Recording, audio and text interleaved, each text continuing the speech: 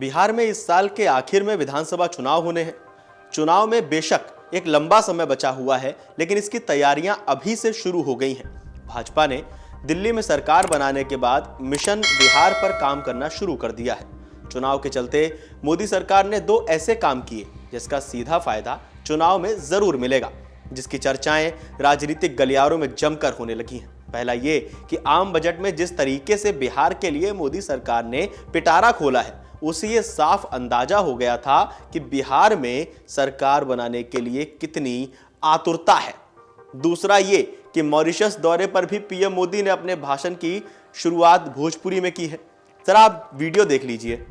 इसके बाद हम आपको आगे की रिपोर्ट में बताएंगे कि बजट में बिहार को लेकर क्या बड़ी घोषणाएं की गई थी। नमस्ते।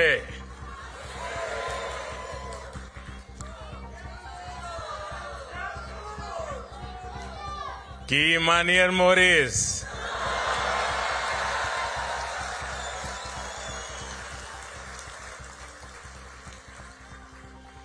आप लोग ठीक हो जाना।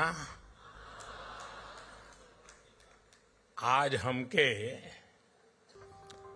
मॉरिशस के धरती पर आप लोगन के बीच आके बहुत खुशी होत बात है।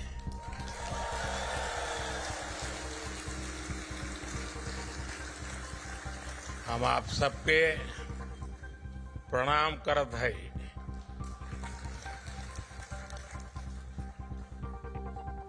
अब बात करते हैं बजट में बिहार को क्या क्या सौगातें दी। 1 फरवरी को वित्त मंत्री निर्मला सीतारमण ने मिथिला पेंटिंग वाली वही साड़ी पहनी थी जिसे पद्मश्री दुलारी देवी ने उन्हें तोहफे में दिया था।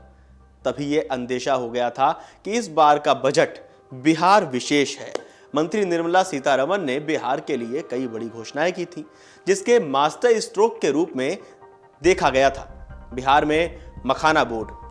मखाना के उत्पादन, प्रसंस्करण, मूल्य संवर्धन और विपणन में सुधार के लिए राज्य में मखाना बोर्ड की स्थापना की जाएगी। इन गतिविधियों में लगे लोगों को एफपीओ में संगठित किया जाएगा।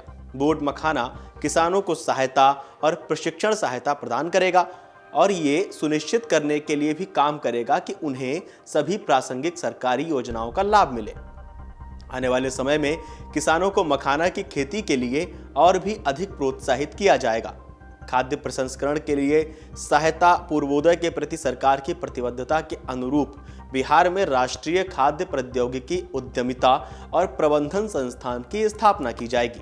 संस्थान पूरे पूर्वी क्षेत्र में खाद्य प्रसंस्करण गतिविधियों को बढ़ावा देगा। इससे किसानों की उपज में मूल्य संवर्धन के माध्यम से उनकी आय में वृद्धि होगी। युवाओं के लिए कौशल, उद्यमिता और रोजगार के अवसर पैदा होंगे। आईआईटी पटना में छात्रावास और अन्य बुनियादी ढांचे की क्षमता का विस्तार किया जाएगा। पिछले 10 सालों में 23 आईआईटी में छात्रों की कुल संख्या 65,000 से 1.35 लाख तक 100% बढ़ गई है।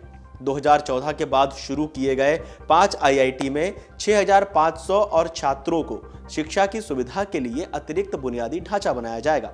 बिहार में ग्रीनफील्ड एयरपोर्ट, राज्य की भविष्य की जरूरतों को पूरा करने के लिए बिहार में ग्रीनफील्ड एयरपोर्ट की सुविधा दी जाएगी। ये पटना एयरपोर्ट की क्षमता से विस्तार और बिहटा में ब्राउनफील्ड एयरपोर्ट के अतिरिक्त होंगे।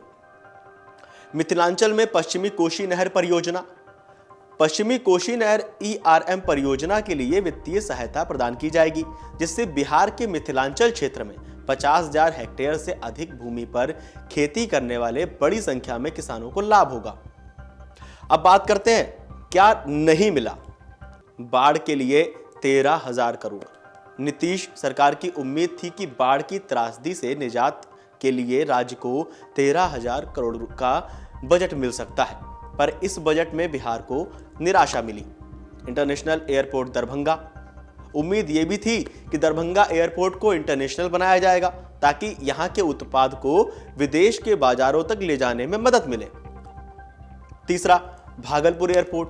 सिल्क सिटी के नाम से मशहूर भागलपुर को भी उम्मीद थी कि इस बार तोहफे में एयरपोर्ट मिलेगा, पर निराशा हाथ लगी। नालंदा एयरपोर्ट, नालंदा में बढ़ते पर्यटकों की संख्या को देखते हुए राज्य सरकार को उम्मीद थी कि इस बार नालंदा को एयरपोर्ट मिलेगा, पर यह भी नहीं मिला।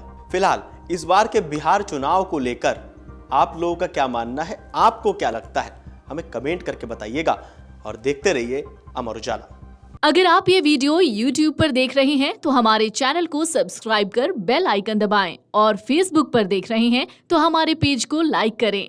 8 मिलियन प्लस सब्सक्राइबर, आपके इस भरोसे के लिए बहुत धन्यवाद।